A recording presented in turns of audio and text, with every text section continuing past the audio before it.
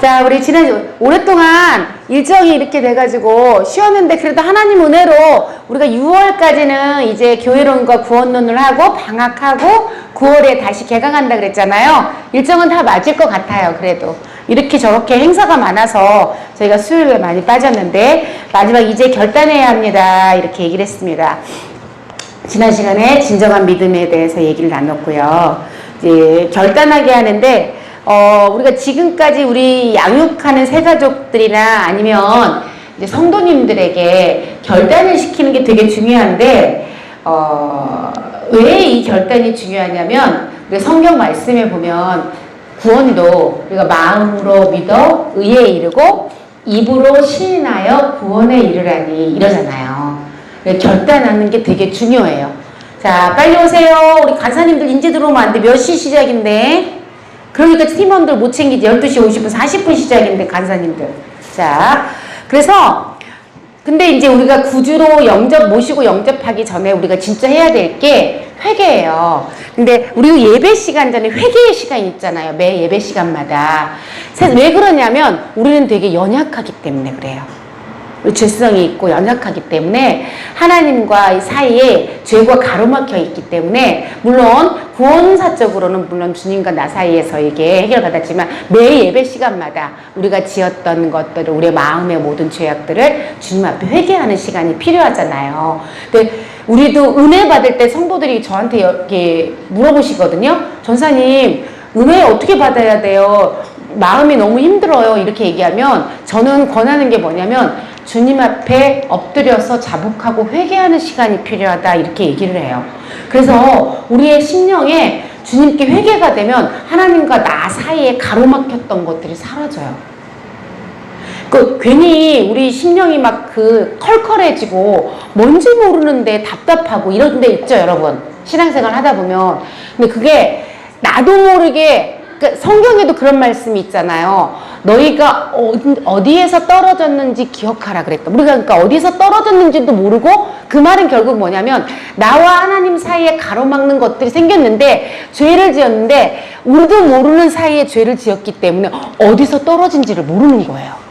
근데 회개의 시간을 갖잖아요. 그 회개의 시간을 가지면서 회복이 되는 거죠, 하나님과 우리 사이에. 그래서 이 회개를 먼저 해야 되는데, 세상에서 살다가 이제 옛 정욕과 옛사람의 정욕으로 살았던 그 옛자가 하나님 앞에 구원받고 하기 위해서 전제 조건이 회개예요. 나를 이제 인정하는 거죠. 내가 어떻게 살았었는지를.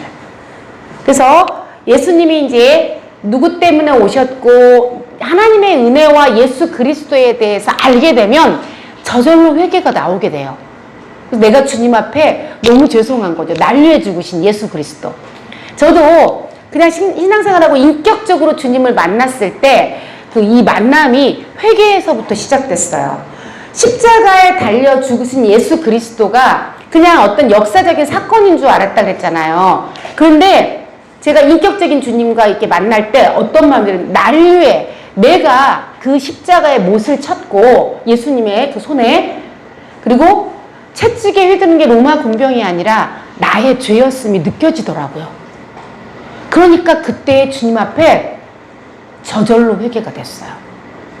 너무 죄송하고 너무 감사하고 하나님이 이루신 일이 너무 크고, 그러면서 내가 정말 주님 앞에 그 하나님이 크신 그 십자가 사건, 하나님의 날 위해 죽으심, 나의 죄가 가시면류관이었고 나의 죄가 그 채찍이었고 나의 죄가 그 침뱉음이었고 그 멸시와 그 핍박과 이 모든 것이 나의 죄였던 것이 알게 되니까 저절로 주님 앞에 회개가 됐어요. 내가 지었던 모든 죄, 알고 지었던 죄, 모르고 지었던 죄. 그런데 여러분, 진짜 중요한 게 뭐냐면요, 모든 은혜의 시작이 이 회개에서 시작되더라고요. 제가 여러분들한테 제 간증을 들으신 분도 계시고 안 들으신 분도 계실 거예요. 삼성의료원에서 제게 사형 선고를 내렸어요. 더 이상 손을 쓸 수 없어요. 해볼 수 있는 게 없습니다라고 했을 때, 제가 송구영신 예배 때 하나님 앞에 기도했다 그랬잖아요. 하나님, 저 이렇게는 살 수 없어요. 그래서 제가 의사한테 이제 계속 치료를 받는데 어떻게 되니까 할 방법이 없다. 암이면 수술이라도 해볼 텐데 그럴 수 없으니까 그 이야기를 듣고 와서 이제 송구영신 예배가 왔거든요. 저는 사실은 그때까지도 송구영신 예배를 드려본 적이 없는 날날이었어요. 동해 해맞이를 보러 가고, 해돋이 있잖아요. 그 동해 저기 바다에 떠오르는 해돋이. 연말에 그걸 보러 가고, 아니면 파티를 하고 모여서 놀고, 놀러를 가고, 그렇게 연말을 보냈지. 교회를 다니면서도 송구영신 예배를 드리러 가지 못했는데, 그때는 너무 절박하니까, 사실은 그리고 이제 몸이 아프니까 움직이지도 못하고, 어디 차 타고 갈 수도, 걸음도 못 걸을 때니까. 그래서 살고 싶어서 송구영신 예배를 갔는데, 그 전에 바로 이제 마지막에 의사 선생님이 손을 쓸 수 없고, 이제 저희는 할 수 있는 게 없다. 이렇게 얘기를 했으니까, 진짜 주님밖에 없는데, 그냥 약을 먹고 어떻게 할지는 모르겠대. 이게 수치가 높아지면 다시 약을 끊고 간을 치료하고, 간이 수치가 간 수치가 막 2000 이렇게 나오는 거예요. 그러면 다시 이제 이 약 끊고 간을 회복시키고, 이 반복해서 어느 때까지 끌고 갈 수 있을지는 모르겠다. 이제 의사 선생님 그런 말씀을 하셨는데, 근데 더 놀라운 게 뭐냐면, 제가 충격적이었던 게, 이렇게는 살고 싶지 않다. 몸이 제가 이제 가죽만 남아 있었거든요. 근데 사실은 제가 이제 조금 지금 저기 텍사스를 갔다 와서 거의 막 40도 가까이 햇빛을 쐬고 다녀서 얼굴이 좀 타서 그런지 피부가 원래 하얗잖아요. 그런데, 하나님 은혜로. 그런데 이 몸 안에 있는 그 모든 것들이 빠져나가 버리니까 가죽만 남으니까 까매지더라고요. 피부가 정말로. 그리고 우리 아이가 그때 3살이었나. 제 손을 제 옆에 누워서, 제가 누워있으니까 못 일어나니까, 이게 손을 누르면 이게 안 펴져요. 붙어서. 피부가. 이렇게 딱 잡잖아요. 그러니까 연세 드신 할머니가 노안이 오면, 왜 나이 들면 가죽만 남았을 때 딱 그랬었거든요. 그렇게 갖고 노는 거야. 엄마, 손이 이상해. 이러면서 말 쬐끔 할 텐데, 요걸 잡고 이렇게 놀이야. 근데 그 모습을 보는 것도 너무 비참했고, 아이들이 이제 재롱잔치를 한다고 성교원에서 가는데, 아이들 머리 하나를 못 빗겨줘서, 다 친정엄마도 직장 다니시고, 시어머니도 직장 시이모님이 오셨어요. 시이모님은 아이가 없어서 서울에서. 근데 시이모님 제가 누워있는 걸 보니까 혀를 차시는 거예요. 제가 안방에 누워서 못 일어나니까 거실에서. 제가 너무 비참하더라고요. 그렇게 쳐다보면서 혀를 차는 그 모습이. 우리 아이들을 머리를 빗겨주고, 타이즈를 신기고, 그래가지고 이제 가는데 저는 못 가죠. 움직이지를 못하니까. 그렇게 이제 크리스마스 전야제 때 재롱잔치 할 때 그런 모습을 봤기 때문에, 살고 싶지 않다.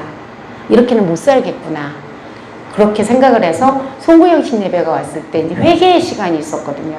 또 울면서 하나님 앞에, 나는 이제 하나님 이렇게는 안 살고 싶어요. 돈이 또 많이 들어갔어요. 삼성의료원에서 일원동에 사는데, 갈 때마다 특진을 받고 모든 검사를 하는데, 그때 당시에는 그게 너무 큰 병원비였어요. 언제까지 지속될지도 알 수 없는 그거를 해야 된다고 하니까, 그것도 이거 큰 부담을 주는 거다, 이런 생각을 했거든요. 그래서 제가 그때 기도했어요. 하나님, 저 이렇게는 안 살래요. 저 데려가 주세요. 그러니까 그래도 구원의 확신은 있었어요. 세례교회에 와서 다행히. 내가 죽으면 천국 갈 거라는 확신은 있었고, 내 자녀들을 하나님께서 책임져 주시리라는 그 생각이 들어서, 차라리 내가 천국을 가는 게 이 아이들에겐 도움이 되겠다 싶었던 게, 밥을 못 주고 누워있으니까 아이들이 이제 굶고 선교원을 가면 점심을 줘요, 선교원에서. 그때 우리 세례교회가 쇠마를 하기 전에 선교원이었는데, 점심 먹고 오후 간식을 주더라고요. 그러고 오면 저녁을 또 굶는 거예요. 근데 못 일어나니까. 남편은 늦게 오고. 그 아이들이 쫄쫄 굶고 있는데 못 일어나서 못 차려주고 있는 그 모습. 내가 죽으면 누군가는 와서 아이들을 밥을 차려주고 하겠지. 이런 생각이 드니까 차라리 죽는 게 낫겠다라는 생각에서, 정말 거짓말 안 하고 저는 100% 죽고 싶었고 천국 가고 싶었어요. 근데 희한하게 제가 그 기도를 하면서 제일 걸리는 게 뭐였냐면, 나의 이제 죄문제 천국을 가야 하니까.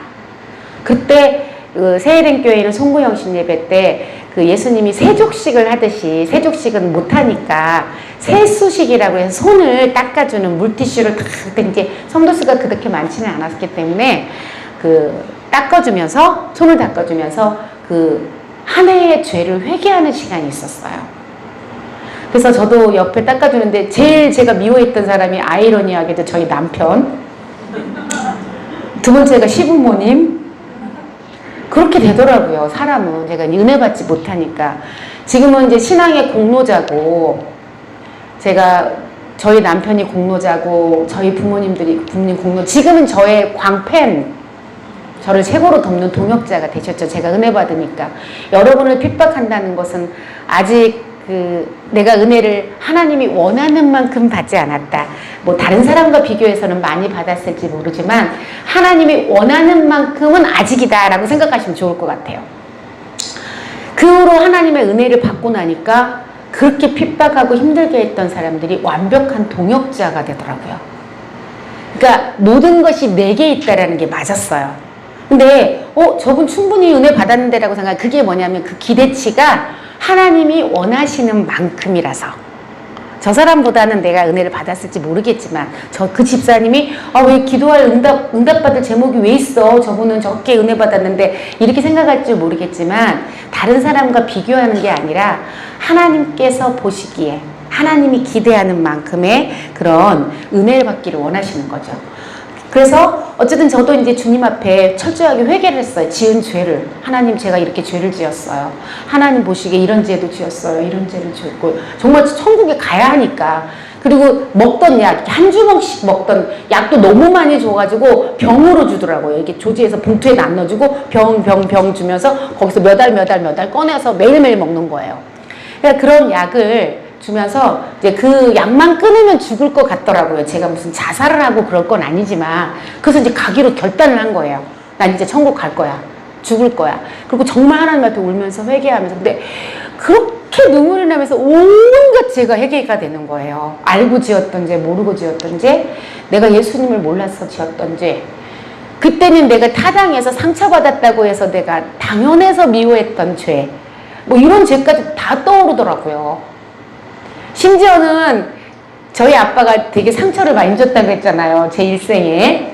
저희 아빠가 제가 엄마만 데리고 교회 갔어요. 아빠가 상처를 많이 주니까 얄미워가지고, 미워서. 근데 우리 아빠가 저한테 그랬거든요. 엄마를 모시고 제가 그때 이제 아가씨 때 여의도 순복 여의도까지 제가 가는데, 엄마가 불쌍하니까 모시고, 왜냐면 매일 우리 아빠가 약주 드시면 술 마시고 막 술 주사하고 엄마 때리고 막 이러니까, 폭행하고 이러니까 너무 미워가, 그게 상처가 어렸을 때 되게 심했거든요.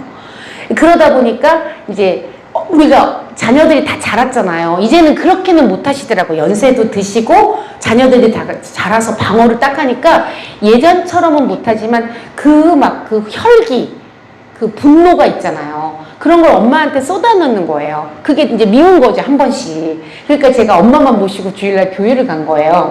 근데 우리 아빠가 아빠는 저를 되게 예뻐했다고 얘기했잖아요. 편애하듯이.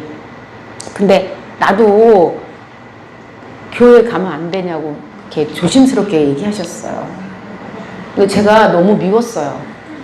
제가 아직 그러니까 완벽하게 십자가에 죽지 않고 완전한 은혜를 받지 못했기 때문에 그렇게 힘들게 하는 아빠에게는 교회를 같이 모시고 가기도 싫었고, 그 같이 가는 시간도 싫었어요, 솔직히. 그러니까 어렸을 때는 제가 철이 없으니까 아빠가 예뻐해 주니까 좋았지만, 엄마를 힘들게 하는 아빠가 너무 싫으니까 그때만큼만이라도 엄마랑 나랑 해방을 맛보고 싶었어요.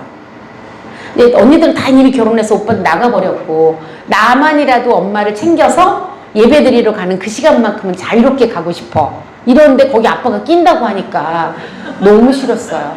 근데 제가 그 회개하는 그 시간에 그것마저도 떠올랐어요. 아빠가 그렇게 사고로 일찍 돌아가실 줄 몰랐어요. 교통사고로 돌아가셨는데, 그 전까지는 제가 잘못했다는 생각을 한 번도 해본 적이 없었거든요. 제대로 은혜를 받으니까 내가 얼마나 옹졸했고 하나님 보시기에 얼마나 잘못을 했는데, 그때 깨달아서 그날 엄청 그것까지도 회개를 했어요. 하나님 잘못했어요. 내가 뭐라고 아빠의 잘못을, 그렇게 교회 가고 싶다는 아빠를 나의 그런 잣대로 해서 구원받지 못하게 한 거, 그게 너무 걸리더라고요. 여러분, 여러분에게 상처를 주는 어느 누군가가 있고, 가족이 있고, 아니 옆에 사람이 있다면, 여러분 시간이 흐른 뒤에 저처럼 회개할 날이 혹시 올지도 있거든요. 그러니까 저와 같은 실수는 하지 마시고, 지금도 후회되는 일이에요. 그 일은 항상 제 마음의 상처예요. 아직까지도. 내가 제대로 된 은혜를 그때 받았더라면, 제가 그때 세대교회여서 인격적인 하나님을 만났기 때문에 실은 그때까지만 해도 제가 어떤 탈출할 수 있는 곳? 교회는 그런 곳이었지, 하나님을 사실 인격적으로 만난 건 세대교회라고 아까 얘기했잖아요. 그래서 그때까지는 몰랐어요, 그런 거를. 제대로. 정말. 그래서 지금도 조금 후회가 돼요, 여러분. 그래서 여러분들도 여러분을 상처 주고 미워하는 누군가가 있어서 저도 들었거든요. 어떤 집사님, 전사님 저 우리 시어머니에게요 절대로 복음 안 전할 거예요. 시댁 식구들 너무 미워요. 그들은 천국 가면 안 돼요. 이런 집사님 봤거든요, 제가. 그런 분들도 있고, 이제 저도 그런 거였죠. 평생 지금도 여전히 조금 회개가 되고 여전히 회개. 근데 그 송구영신 예배 때 그런 회개까지 다 되는 거예요. 정말 그러면서 하나님 저 데려가 주세요. 저 이렇게 살 수 없어요. 제가 이제 30대 초반인데 어떻게 이렇게 살아요. 평생을 침대에 누워서 그날도 부축해서 거기다 앉혀준 거예요. 자리에다가. 어떻게 이렇게 살아요. 차라리 제가 없는 게 나으니까 저 데려가 주세요. 막 하나님 앞에 정말 때를 썼어요. 그러고 나니까 하나님이 이제 회개를 시키셔서 회개를 하게 됐죠. 미워했던 모든 것들 하나님 다 이제 죄를 회개해야 천국 갈 수 있으니까 그 회개를 하고 나서 그날 치유를 받은 게 아니고요. 송구영신 예배가 지나고 1월 1일 신년 축복성회가 시작됐어요. 근데 며느리가 그렇게 아파갖고 가자고 하니까 막 평생 처음 우리 시어머니 시아버지 다 따라와 그 송구영신 예배. 그런데 신년 축복성회 제가 또 일어나니까 저희 아버님이 너 어디 가려고 그러니 그 몸을 가져서 아빠 제가 이제 저희 엄마 우리 어머니 아버님께 엄마 아빠 그래요. 그런데 아빠 저 안 가면 죽어요. 그러니까 몸이 피자 말라 그러고 있으니까 그렇게 보이잖아요, 정말. 저 가야 해요. 그랬더니 또 따라 나서시더라고요. 우리 어머니 아버님도 1월 1일 그 신년 축복성회를. 그때 이제 10시 반 똑같이 그때처럼 예배를 드리는데 와서 그날 거기에서 치유를 받았어요. 먼저 회개한 이후에 그날 치유가 됐어요. 하나님이 빛으로 말씀으로. 그러니까 저를 누르고 있던 진짜 어마어마한 무게의 것들이 떠나니까 제가 날아가는 줄 알았다 그랬잖아요. 순간 팍 뜨니까 안 날아가려고 여기 앞에를 딱 잡았다 그랬잖아요. 이 몸이 날아가는, 나를 누르고, 우리의 죄와 그 모든 것들은 정말 무거운 짐 우리 찬양하잖아요. 맞아요. 그 무거운 병마가 나를 짓누르고 있다가 순간 떠나니까 제가 진짜 순간 촥 나는 걸 안 날아가려고 이걸 잡은 거라니까 진짜 안 떨어져 가려고. 근데 몰랐어요, 치유된 거를. 그러고 난 뒤에 사명을 이렇게 감당하는데 하나님께서 그때서야 보여주셨어요. 그러니까 뭔가 이렇게 필름이 돌아가듯이 깨달아지듯이 그렇게 보여주시면서 하나님이 어떻게 치유하셨는지까지 말씀이 빛으로 와서 내 안에 어둠과 전쟁을 하고 이 어둠이 그 빛을 이기지 못하니까 말씀의 빛을 이기지 못하니까 그 어둠이 떠나버린 순간 내가 치유받았던 것을 하나님께서 다 깨닫게 하시더라고요. 근데 그것을 이룬 이유가 뭐냐면 제가 회개하지 않았더라면 그 송구영신 예배 때 회개하지 않았더라면 여전히 그 죄가 가리워져 있고 내가 내 자아, 나의 생각, 나의 교만, 내가 살아왔던 것들이 옳다고 주님보다 옳다고 생각했던 것들이 그걸 딱 가로막혀 있었다면 사실은 치유받지 못했을 거예요. 근데 그 송구영신 예배 때 회개를 함으로 더불어서 그래서 제가 저와 하나님 사이에 가려졌던 모든 것들이 다 이렇게 사라지고 주님과 내가 말씀이 제 안으로 들어올 수 있게 된 거죠. 그러니까 여러분들이 양육을 하시다가 아니면 새가족과 초시자 신자를 만나다가 왜 저분은 은혜를 못 받지? 왜 말씀을 들어도 모르지? 당연해요, 여러분. 그거가 이상한 게 아니라 우리가 알지 못하는 영적인 세계에 가려져 있는 거예요. 막고 있어요. 죄가, 나의 이성이, 나의 자아가. 그래서 하나님의 말씀이 내게 제대로 들어올 수가 없어. 쳐내는 거예요, 쳐내. 이거를 해결할 길은 뭐냐면 회개해야 해요. 먼저 회개해야 돼요. 내가 어떤 존재인가, 주님 앞에. 날 위해서 주님이 나를 무엇을 하셨는지 깨달으면 저절로 회개가 되죠. 근데 그 회개하는 그 순간이 내가 은혜 받을 수 있고 하나님께 응답받을 수 있는. 그래서 기도하라 그러잖아요, 우리가. 기도할 때 하나님께서 우리에게 회개의 영을 부어주시면 회개를 하고 나와 주님 사이에 가로막혔던 것들이 해결이 돼야 말씀이 말씀이 내 안에 거하고 내가 그 말씀 안에 거할 때에야 우리에게 하나님의 말씀이 역사를 하게 돼요. 그래서 응답. 나 왜 응답받지 못하지? 가리워져 있는 거예요. 내가 여전히 십자가에 못 박아야 될 것들이 있는 거예요. 그 죄라는 게 사람들은 실정법만 내가 누구를 미워하고 뭐하고 막 이런 죄만 생각하시죠? 아니에요. 내가 하나님보다 앞서는 것도 다 죄예요. 내가 결정하고 내가 판단하고 이 모든 것도 죄예요. 그러니까 하나님이 내가 하나님보다 앞서버리는 거죠. 아직도 내 자아가 살아있어서. 십자가에 내가 못 박아져야 그때 회개가 되고 주님이 역사하실 수 있어요. 아멘? 그래서 가장 먼저 회개가 중요하다는 거죠. 자, 그래서 성경에 보니까 마태복음 26장 53절 54절에 보니까 너는 내가 내 아버지께 구하여 지금 12군단 더 되는 천사를 보내시게 할 수 없는 줄로 아느냐. 내가 만일 그렇게 하면 이런 일이 있으리라 한 성경이 어떻게 이루어지겠느냐 하시더라. 우리가 믿지 못하니까 하나님께서 무엇이든 다 하실 수 있거든요. 그 다음에 마태복음 26장 68절로 보니까 이에 예수의 얼굴에 침뱉으며 주먹으로 치고 어떤 사람은 손바닥으로 때리며 이르되 그리스도야 우리에게 선지자 노릇을 하라. 너를 친 자가 누구냐 하더라. 마태복음 27장 28절로 31절 그의 옷을 벗기고 홍포를 입히며 가시관을 엮어 그 머리에 씌우고 갈대를 그 오른손에 들리고 그 앞에 무릎을 꿇고 희롱하여 이르되 유대인의 왕이여 평안할지어다 하며 그에게 침뱉고 갈대를 빼앗아 그의 머리를 치더라. 희롱을 다한 후 홍포를 벗기고 도로 그의 옷을 입혀 십자가에 못 박으려고 끌고 나가니라. 이런 것들이 여러분 이들이 성경의 역사 속에 이들이 한 게 아니라 나의 죄가 나의 자존심이 나의 잘남이 나의 똑똑함이 나의 자아가 내가 했다라는 것이 느껴지면 저절로 회개할 수 이게 우리의 죄거든요. 이 깨달아져야 우리가 회개의 눈물을 흘릴 수가 있어요. 마태복음 20장 46절에 제9시쯤에 예수께서 크게 소리질러 이르시되 엘리 엘리 라마 사박다니 하시니 이는 곧 나의 하나님 어찌하여 나를 버리셨나이까 하는 뜻이라. 그래서 예수 그리스도를 십자가에 못 박은 그 죄에서부터 날 위해 오셨거든요. 결국은 우리를 위해서 십자가에 죽으셨기 때문에 우리의 죄가 나의 모든 것들이 주님을 십자가에 못 박았다는 것을 인정하면 우리는 저절로 회개를 할 수밖에 없겠죠. 아멘? 아멘. 그 다음에 예수님을 내 구주로 모실 것을 입으로 시인하면서 영접해야 합니다. 이제는 회개를 하고 마음으로 이제 영접을 해서는 안 된다 그랬어요. 그래서 마음으로 믿어서 의회는 이루었어요. 그러나 이제 어떻게? 입으로 시인하여 구원에 이르나니 이랬거든요. 그래서 입으로 시인케 하는 영접 기도를 해야 되겠죠. 여러분들이 새 가족을 양육하신다거나 초신자를 양육하실 때나 아니면 설명을 하실 때 반드시 영접하실 수 있어요.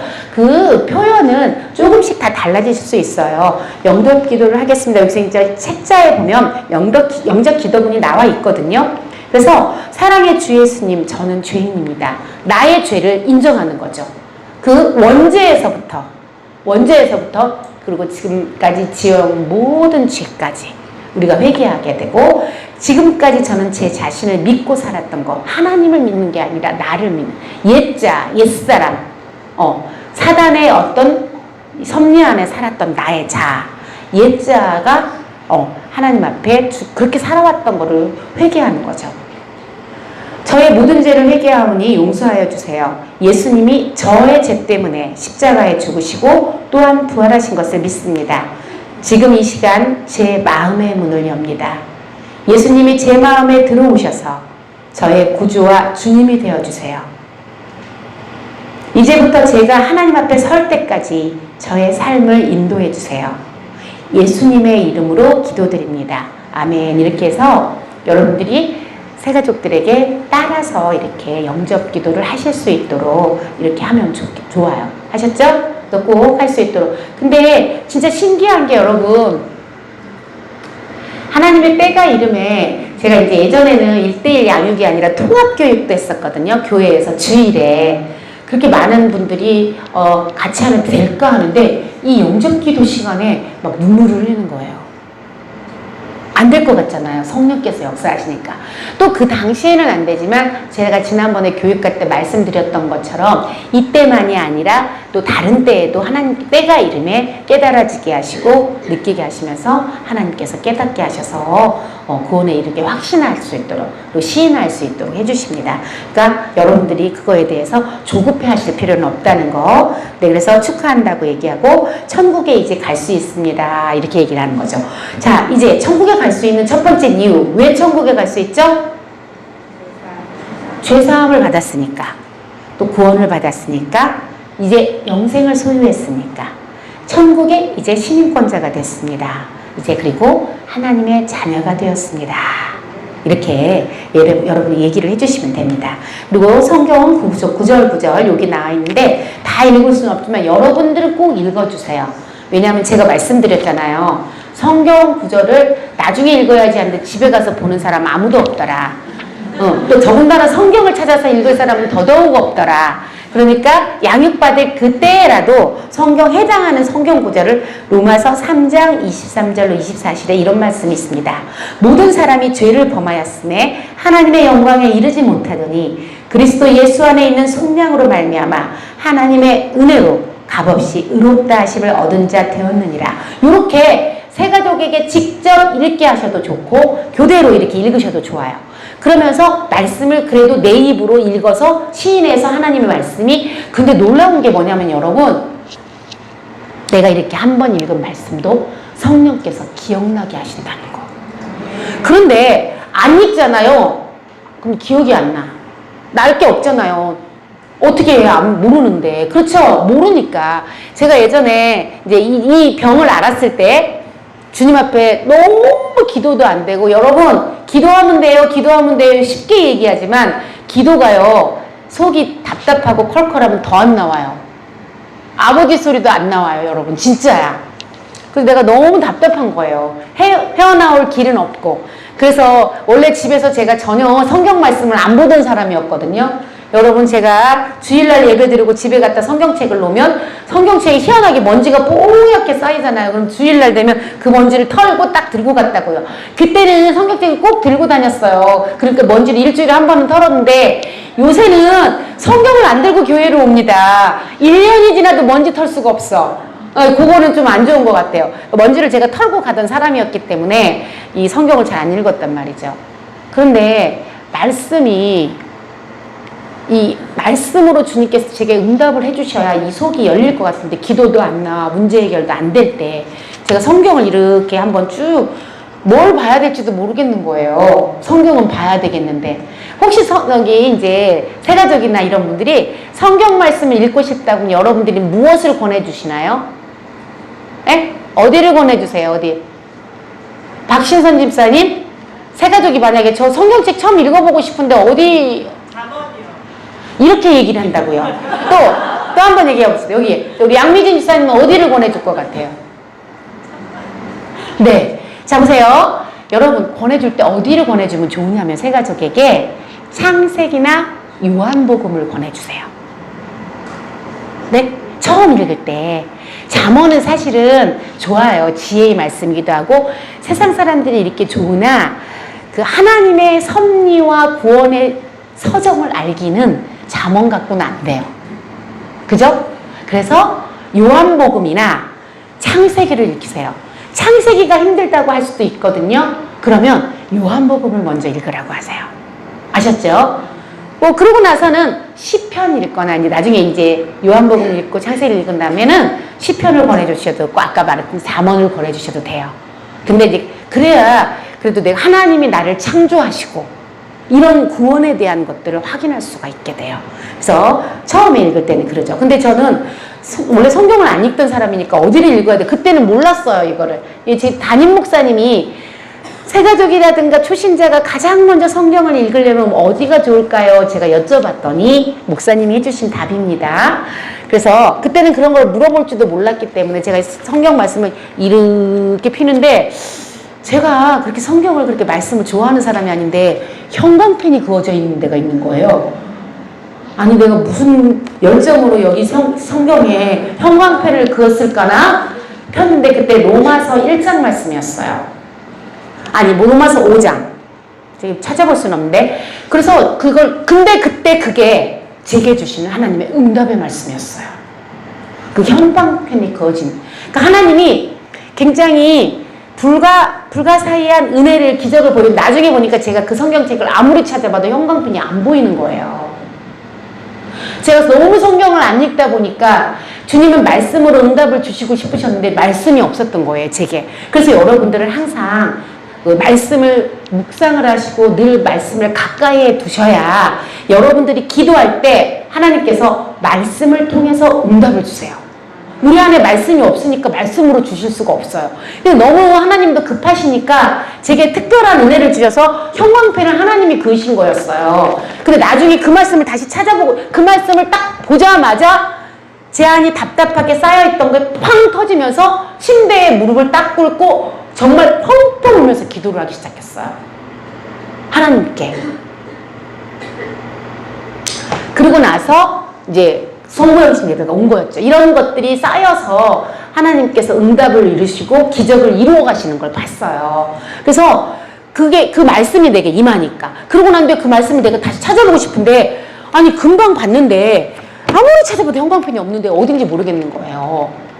그래서 제가 교회로 전화를 했어요. 그때 제가 이제 저를 잘 케어해 주신 분이 이경현 전도사님과 성경을 가장 잘 아셨어요. 아무래도 이경현 전도사님께 전화를 해서 전도사님 인내 오래 참고 뭐 이제 그 되게 기억나는 단어들 있잖아. 성경을 잘 외우지를 못하니까. 그런데 전도사님도 안 되겠나 봐. 그리고 홍윤기 목사님이 그때 전도사님인데 홍윤기 목사님께 물어보래. 또 거기서 전화를 했어. 홍윤기 목사님도 모르겠다는 거예요. 그런 말만 듣고는. 그래가지고 제가 이제 너무 고민을 한 거야. 내가 분명히 그래서 그 성경이 아닌가 하고 분명히 이게 침대 머리에 있는데 이게 아닌가 보다. 내가 그럼 착각했으니까 집에 있는 성경책을 다 뽑아왔어요. 어디에도 없어요. 못 찾겠는 거예요. 근데 그때 당시에 저희 남편이 하나님 지혜를 주셔서 컴퓨터를 들어가가지고 그 미션 뭐라고 해서 단어를 치면 그 말씀을 딱 해주는 그게 있었어요.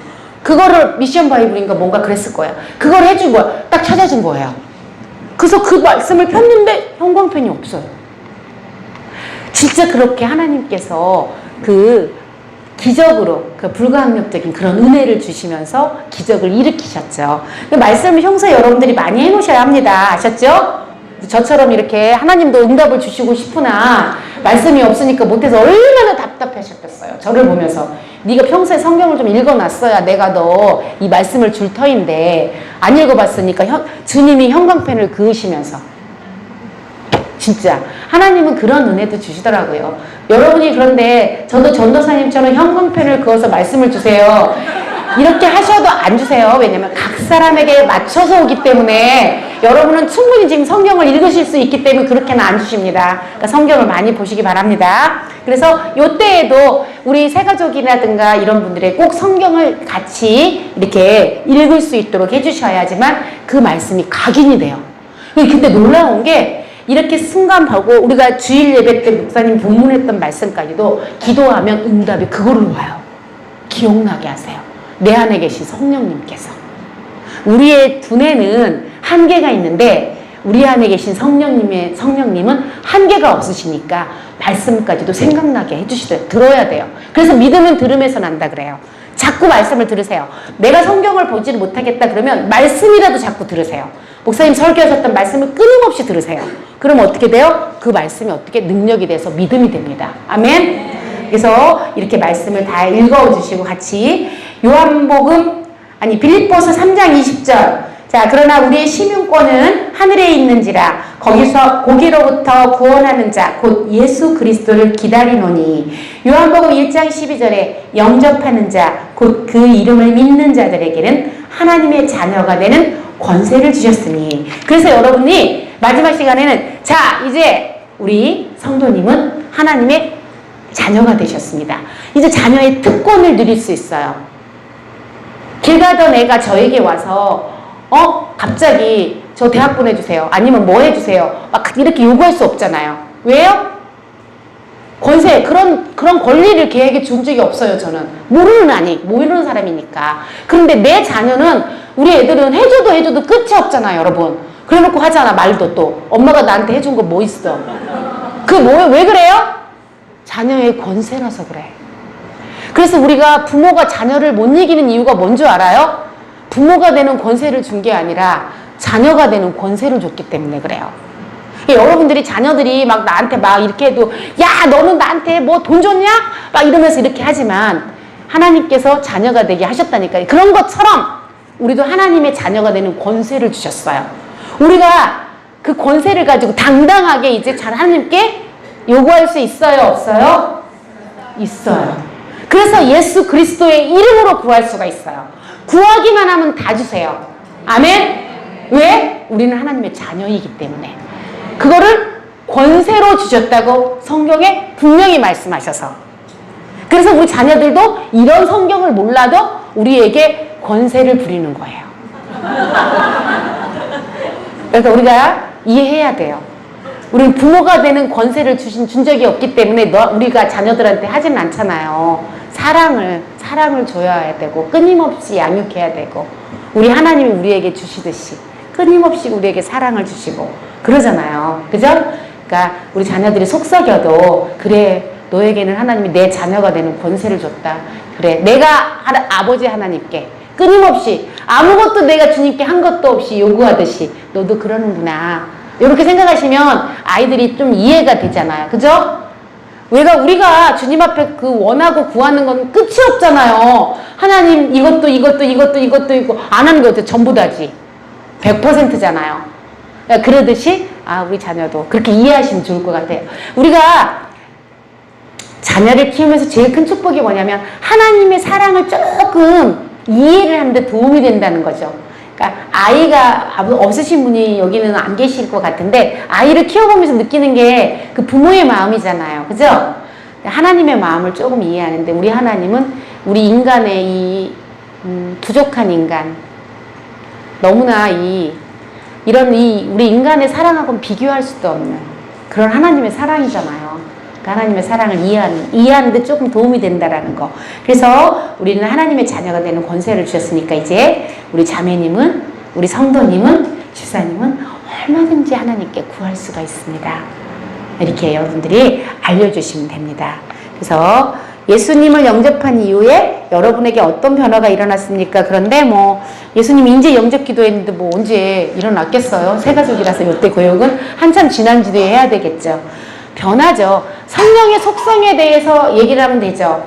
하나님은 성령님은 우리에게 내주하시고 변화하게 하시고 충만케 하신다. 그래서 우리로 하여금 우리는 나는 예수 믿고 응답받은 거 없어 말은 그러지만 우리의 삶이 얼마나 충만했는지 돌아보세요. 제가 이번에 이제 거기를 텍사스를 갔잖아요. 근데 하나님의 은혜와 사랑이 너무 감사한 거예요. 그분들이 막 눈물을 흘리면서 베테랑들은 물론이거니와 한인 교포들도 이런 행사를 한국의 교회에서 해준다는 게 얼마나 감사인지 모르겠다고 하고 우리 집사님들을 바라보며 천사님들 잘 가세요 막 이러고 천사님들 감사해요 하고 우리 집사님들이 너무 천사처럼 예쁜 거예요. 심지어 담임 목사님이 우리 집사님들을 못 알아보신 거예요. 깜짝 놀랐다고. 목사님 진짜 놀라서 표정 있잖아. 누군지 몰랐다는 그 표정, 누군지 너무 몰라봤다고 이렇게 얘기를 하시면서 그 다음날부터는 눈에 띄지 말아야 했어요.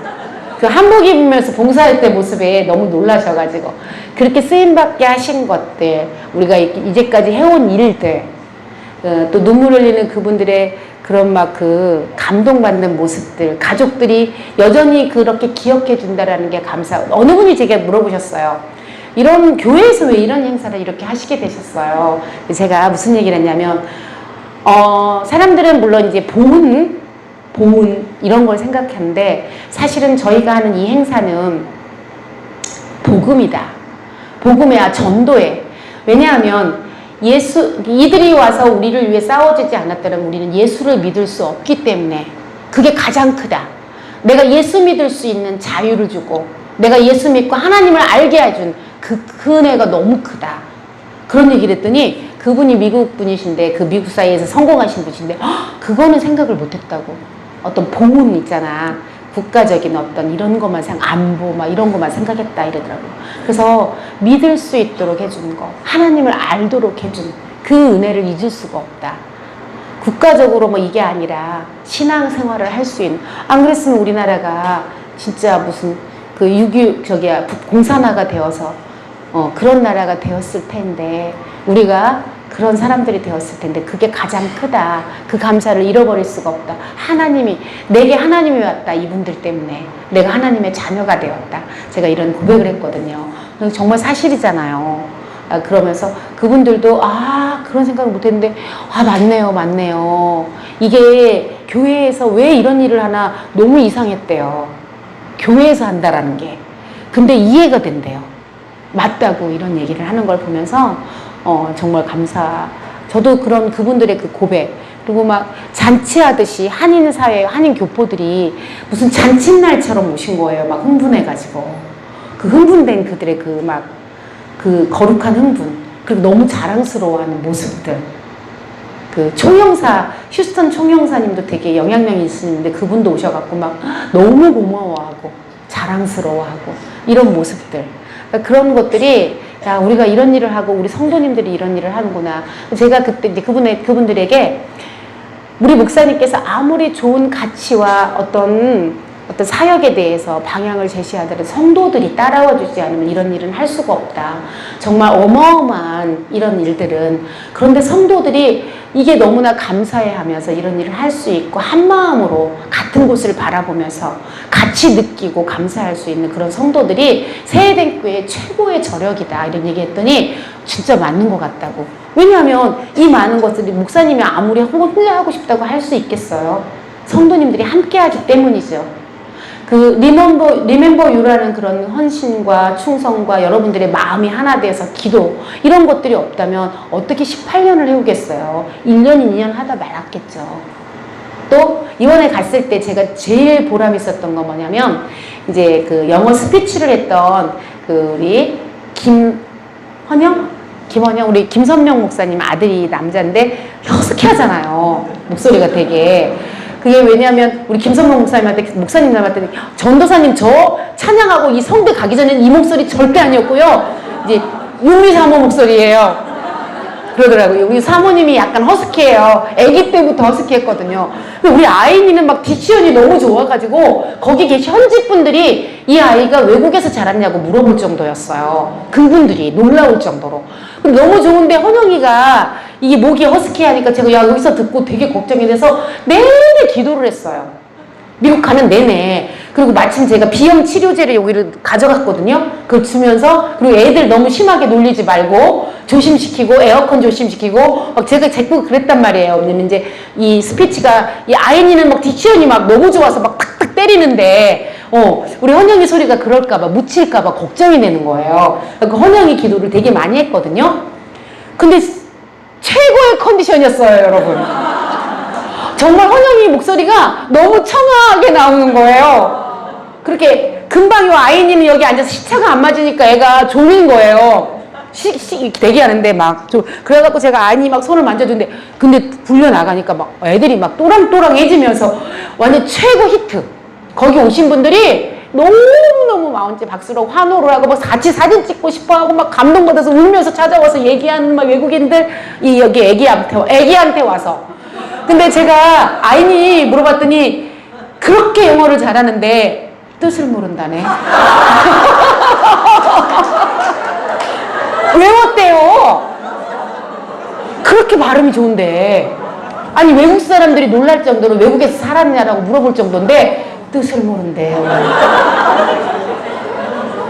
근데 그 앞에 와서 영어 되게 잘하는 줄 알고 막 영어를 엄청나게 쓰면서 막 감동, 이러면서 울면서 막 울먹이면서 얘기를 하는데 아이니가 땡큐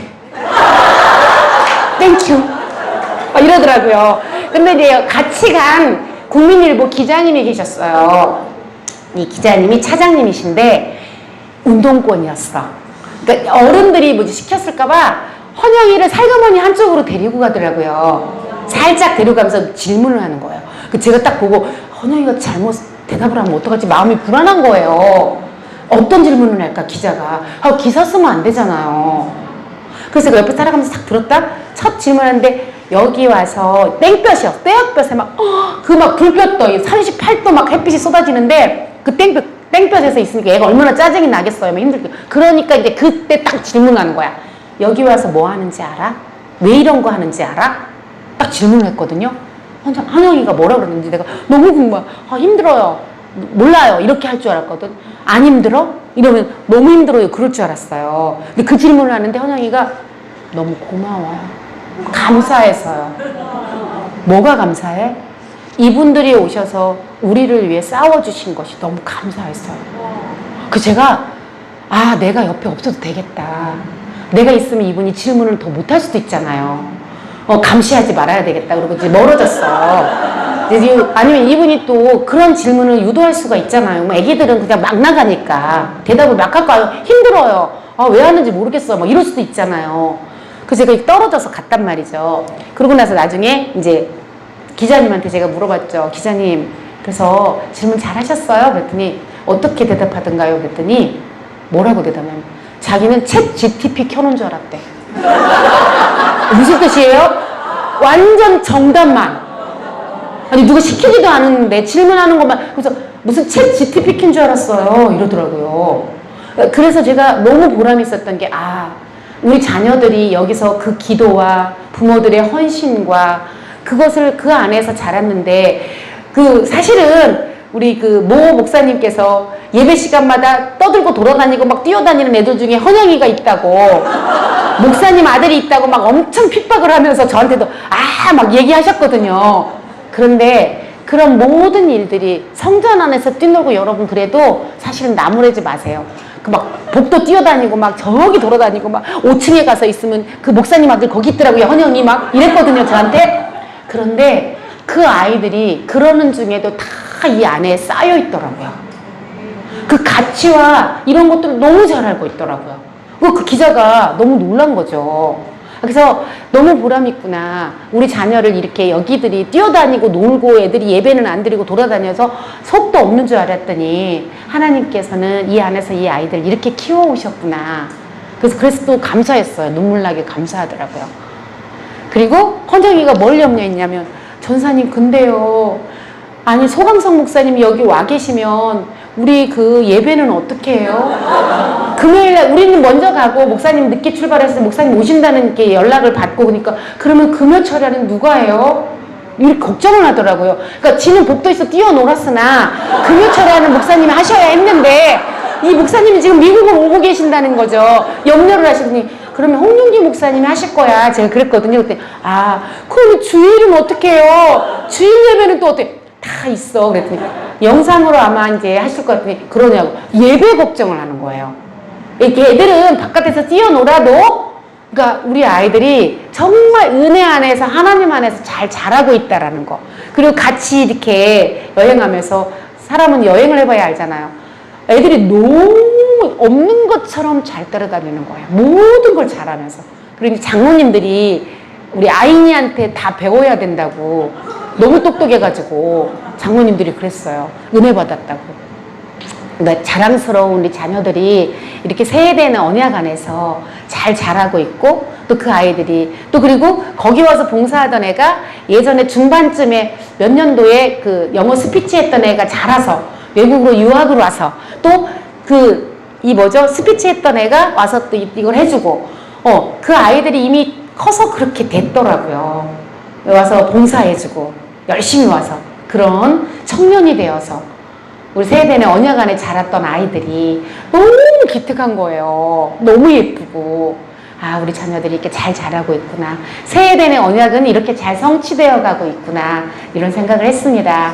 제가 그래도 이번에 행사를 갔다 왔기 때문에 여러분들이 되게 궁금해 하실 것 같아서 조금 알려드렸습니다. 이제 구원론과 교회론은 이렇게 끝이 났습니다. 이렇게 그리고 뉴트로 브릿지라고 여러분들이 요런 부분 요것만 가지고는 저희가 하기 되게 힘들어요. 전도사님 해서 이제 세라의 은혜로 살리고를 들으시면 파트별로 다 영상에 유튜브도 있고 또 그 다음에 요거는 또 이제 구체적으로 질문 질문이 왔을 때 답을 어떻게 해야 하는지, 그리고 그들이 질문하는 것들이 뭐가 있는지 설명해야 될 것들 조금 도움이 되시라고 해놨습니다. 여기 보면 이렇게 여기로 들어가시면 들을 수도 있고, 여러분들이 유튜브로 들으면서 하시면 이제 충분히 여러분들도 성도님들을 양육하시고 구원론 그리고 교회로는 양육할 수 있는 양육교사로서 자격이 다 충분히 될 수 있어요. 우리 양육교사들도 지금도 양육을 하지만 은혜로 살리고도 들어가서 들으시고 또 교육을 꾸준하게 들으면서 이제 깨우는 거죠. 그러면 여러분들이 또 하다 보면 하나님께 성령님께서 이끌어 주셔서 잘 하실 수 있게 됩니다.